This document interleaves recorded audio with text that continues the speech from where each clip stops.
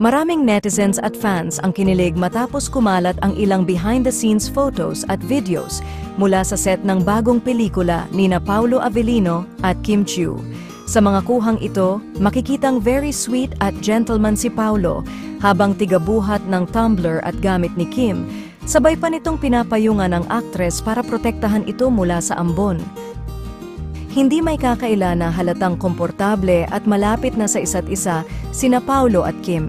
Marami tuloy ang hindi makapagpigil magkomento na para silang magjowa sa kanilang mga kilos at tinginan.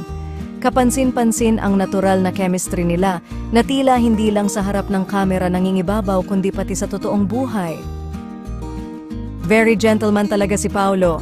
Sobrang nakakakilig sila ni Kim, ayon sa isang fan na nakakita mismo sa eksena. Habang patuloy na umaani ng kilig ang kanilang tambalan, mas lalo ring nagiging excited ang mga tagahanga sa pelikulang kanilang ginagawa. Mukhang hindi lang sa big screen kundi pati sa likod ng kamera ay may espesyal na connection ng dalawa.